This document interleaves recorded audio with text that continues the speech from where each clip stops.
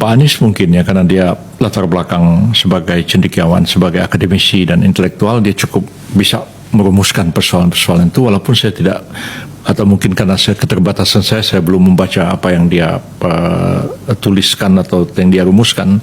Kita teruskan. Yang senang itu media nungguin Prabowo ngomong apa lagi nih. Nah, dia senyum semua itu, bener, iya kan?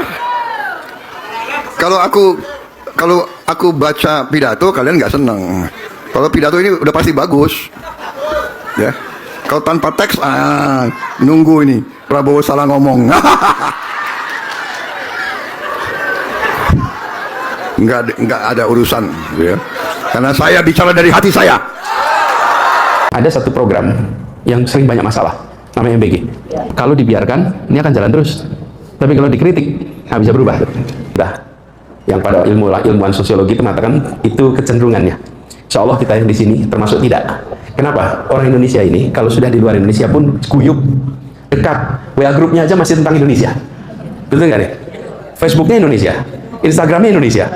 Iya, bahasanya Jawa. Yang dari Jawa tuh mas.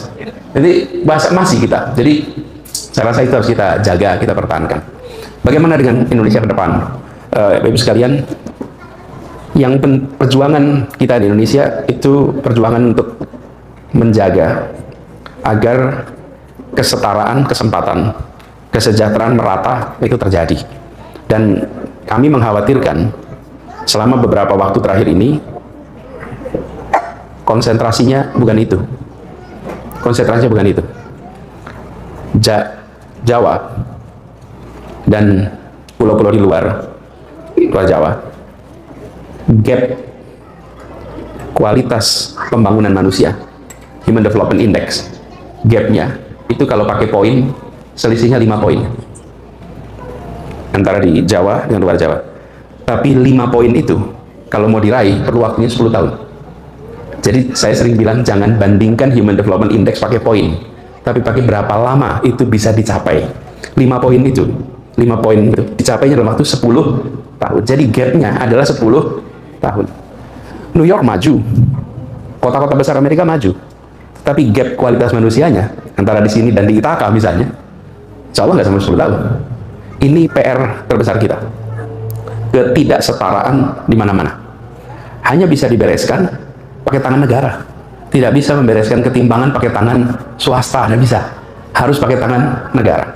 Karena itulah penting kita untuk membangun merata. Jangan hanya membangun satu kota di Kalimantan, akan cukup. Satu kota Kalimantan tidak cukup.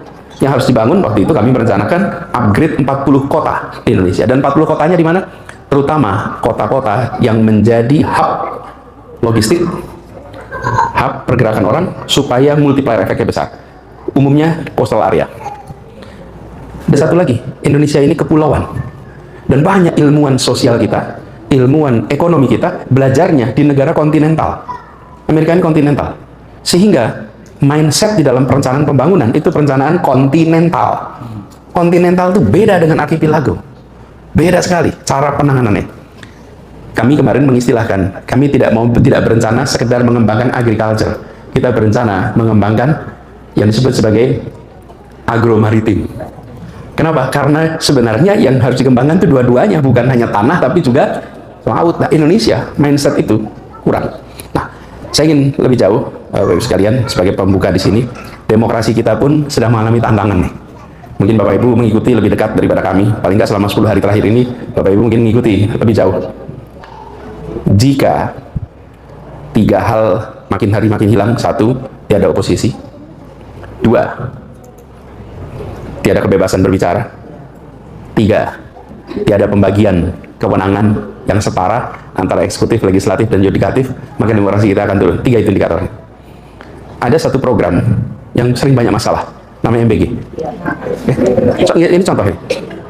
Tapi belum ada dengar pendapat khusus di DPR soal itu. Ada banyak problem di dalam eksekusi pembangunan, tapi DPR kita praktis anteng, diam. Inilah yang kami sebut, kalau disebut demokrasi, 3 tadi, salah satunya adalah eksekutif, legislatif, yudikatif berfungsi. Tapi bila terjadi eksekutifisasi legislatif, eksekutifisasi yudikatif, maka demokrasi mengalami penurunan. Karena kemudian bisa seperti Kongres, rasanya rasa kementerian. Kebayang nggak kalau Kongres Amerika rasa kementerian? Bermasalah, bukan? Ini PR yang harus kita hadapi sama-sama. Nah, di sisi lain, kalau saya ditanya, jangka panjang apa agenda kita? Kualitas manusia, kesehatan pendidikan. Dalam jangka menengah, apa yang paling mendasar ketika membereskan persoalan hukum? Karena hukum itulah yang membuat kita bisa bertahan sebagai masyarakat modern. Dan kalau ditanya persoalan yang paling dekat harus dibereskan apa? Menghadirkan transparansi dalam seluruh proses pemerintahan. Karena transparansi proses pemerintahan itu akan berujung kepada good governance. Transparansi akan berujung pada good governance. Tanpa transparansi, jadi jangka paling pendek transparansi, jangka menengah law and order, jangka panjang ada kualitas manusia. Itu PR-PR yang kita hadapi.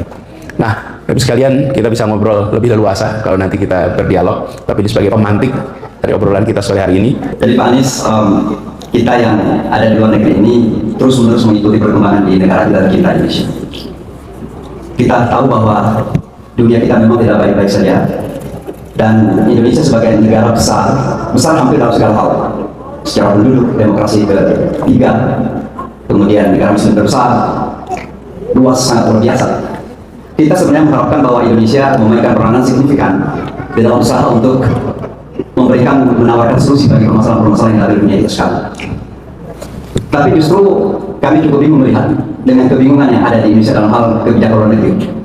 Keterlibatan Indonesia di BOP misalnya, yang bagi kami di Amerika Serikat tahu betul apa BOP itu dari orang-orang dalam. Saya mengatakan orang-orang dalam karena saya kali berdialog dengan orang Yahudi. Jadi tahu betul apa rahasia BOP itu. Kemudian terjadi perang Iran, Amerika, dan Israel ini. Indonesia juga yang tadinya banyak kita dengarkan ingin ikut menjadi mediator, akhirnya nggak tahu kemana. Jadi sebenarnya pertanyaannya adalah di mana sebenarnya arah kebijakan luar negeri Indonesia sekarang ini? Ada bebas aktif atau sebenarnya mutatabi'in baina hal? Halo teman-teman, jumpa bersama saya di Politik Dangi. Ini menarik sekali teman. Bagaimana ya perbedaan pidato Anies Baswedan dan Prabowo. Ini sangat luar biasa jauhnya ya. Dan kalau misalnya Anies pidato, teman, biasanya beliau itu menggunakan kata-kata yang sangat sopan ya, kemudian isinya pasti daging semua ya. Ini beda dengan Prabowo misalnya. Dan bagaimana ya Profesor Yusril Izzra Mahendra, teman, ini profesor yang sangat luar biasa ya. Walaupun beliau itu adalah seorang profesor, namun beliau sangat-sangat netral, teman. Beliau sekarang itu adalah Menko Polhukam ya di pemerintahan Prabowo ya. Dan kalau kita melihat apa yang dikatakan oleh Profesor Izzra Mahendra ini ya, saat beliau mengagumi Anies, teman, mengatakan bahwa ia percaya bahwa Anies adalah cendekiawan ya, orang yang sangat cerdas, sangat pintar ya. Menurut saya setuju dengan apa yang dikatakan Yusril, teman ya. Bagaimana Anies Baswedan yang meyakini bahwa Anies itu mempunyai perencanaan, planning, konsep yang jelas ya untuk Indonesia ke depan. Inilah contoh pemimpin yang keren, teman ya, seperti Anies. Saya yakin apa yang dikatakan Profesor Yusril ini adalah dari ia mengamati apa yang ia yakini ya, bahwa Anies itu adalah tokoh yang sangat cerdas, sangat pintar, teman-teman. Dan kalau kita melihat ya apa yang membuat Anies ya sejauh ini ya masih bertahan, saya yakin ya karena banyak sekali yang mendukung Anies, teman-teman. Ya, tidak mudah menjadi Anies di tengah-tengah lawan politik yang sangat kuat ya. Kenapa? Karena kita tahu bahwa Anies walaupun punya partai saat ini, namun partai Anies ya kan baru lahir 2026 ini, teman. Jadi baru saja. Saya yakin bahwa kecerdasan Anies inilah yang membawa beliau itu sampai sejauh ini. Bahkan ide-idenya, pemikirannya ya. Anies itu latar belakangnya pendidikan, teman-teman. Beliau adalah seorang akademisi, latar belakangnya adalah cendekiawan ya, seorang pengajar yang betul-betul mempunyai konsep ke depan tentang pembangunan, tentang arah negara, ya kan. Bagaimana menurut kalian? Kita diskusi di kolom komentar ya.